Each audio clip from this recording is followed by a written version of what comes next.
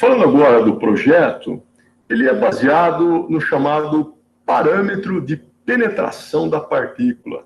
Essa penetração se refere à capacidade da partícula de atravessar o efluente líquido sem ser capturado por ele, né? E o projeto destes ciclones é baseado em modelos que levam em consideração essa variável de penetração para partículas de um determinado diâmetro, né? Portanto, a penetração, definida como PTD, né? Onde esse D refere-se ao diâmetro da partícula, é definida como a fração destas, que com um certo diâmetro específico, não é capturada, justamente porque penetra, porque passa pelo efluente sem ser capturado por ela, né? E a relação entre a variável de penetração e eficiência é essa apresentada pela coleta, ou seja, uma é complementar à outra, né?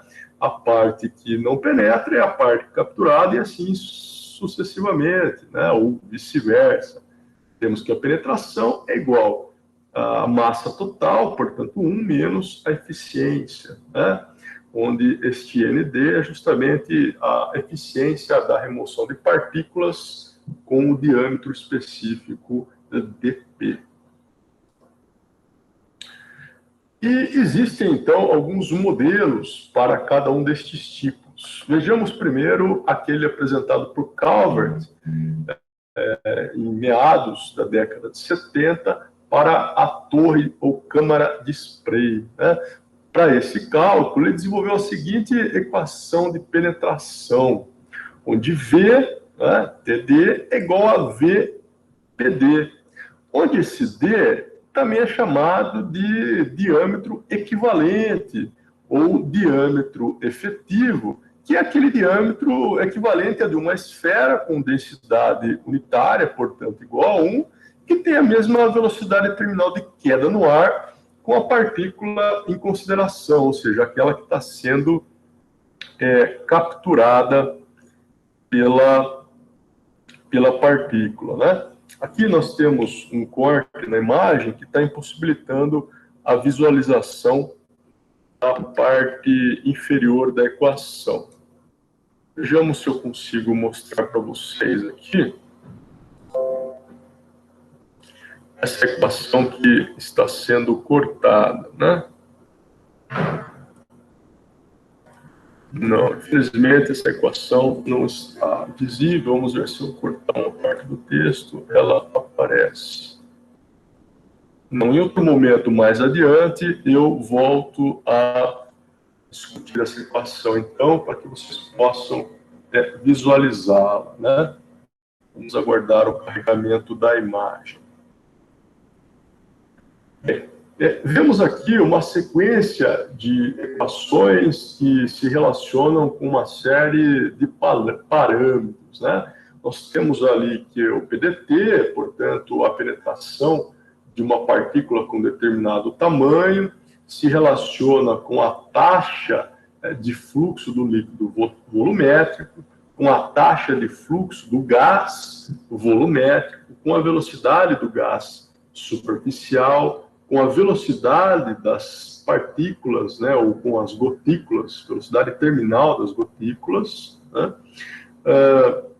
Eficiência da coleta destas partículas, uma determinada fração, ou seja, de um determinado intervalo de diâmetro, o raio da gotícula e ainda uma zona de contato do purificador, ou a extensão dessa zona de contato com o purificador. Aqui vemos que a eficiência, ND, é dada em razão de um parâmetro de impactação, PK, né? O quadrado da razão dada por Kp dividido por Kp mais 0,7, onde esse Kp, por sua vez, também se relaciona com uma série de outros parâmetros, como o fator de correção de Cunningham, a densidade da partícula, o seu diâmetro e velocidade, diâmetro da gotícula, viscosidade do gás, diâmetro da partícula aerodinâmica e densidade da água. Portanto, são várias equações que possibilitam, a partir de variáveis conhecidas, o cálculo de outros parâmetros que, no seu todo, permitem o cálculo da eficiência por meio destas equações, né? Temos agora um outro modelo matemático, neste caso, desenvolvido para o tipo baseado na garganta de Venturi, também desenvolvido por Calvert, alguns anos antes, teria apresentado a velocidade de penetração, né, baseada nestas equações que, como vemos aqui, se baseiam nas mesmas ou nos mesmos parâmetros que já havíamos escrito para o outro modelo, né? Atentando aqui que o VG dessa equação equivale ao VPD da equação anterior, assim como o ρL desta equação equivale ao ρW da equação anterior, né?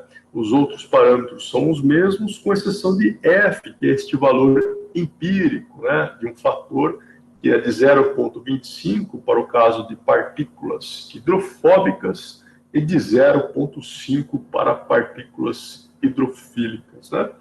São equações, assim como as anteriores, não há muito o que falar sobre elas.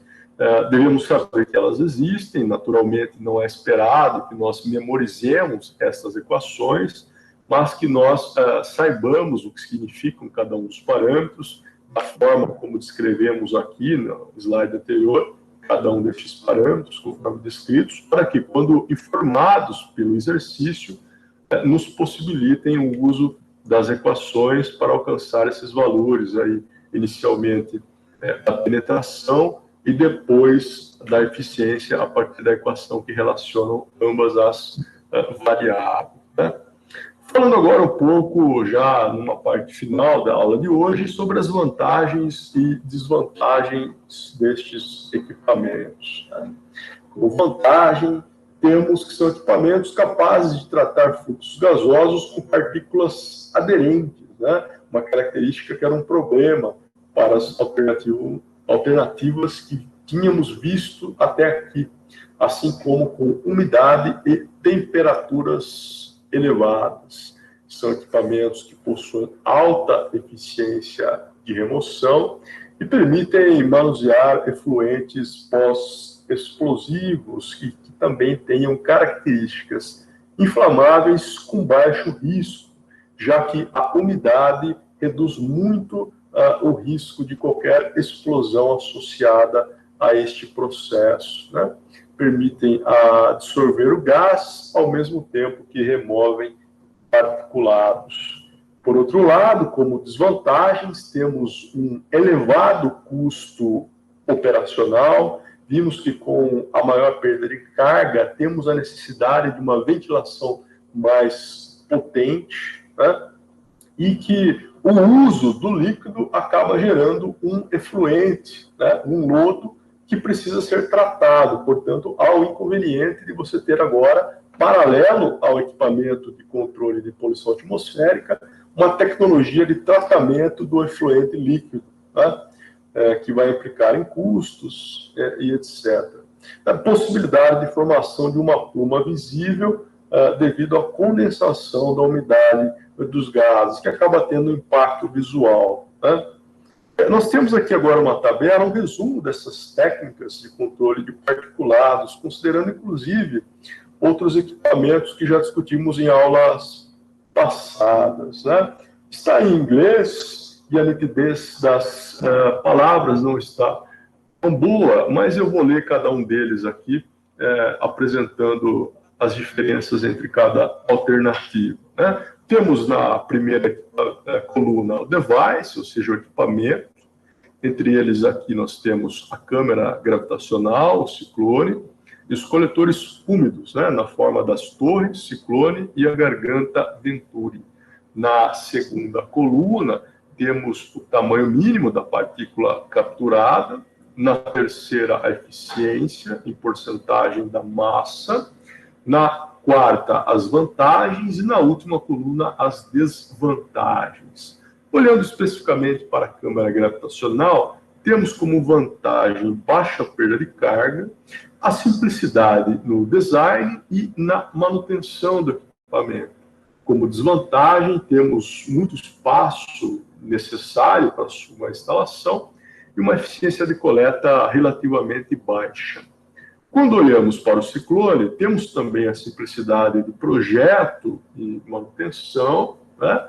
E temos uma menor área ou espaço exigido para a sua instalação. A coleta da poeira e a sua disposição a seco também são uma vantagem bastante significativa, já que não demandam do tratamento do efluente líquido. Temos ainda uma perda de carga baixa a moderada, a possibilidade de lidar com partículas maiores e com cargas de poeira mais elevada, e não depende da temperatura, né? Como desvantagens, temos muito espaço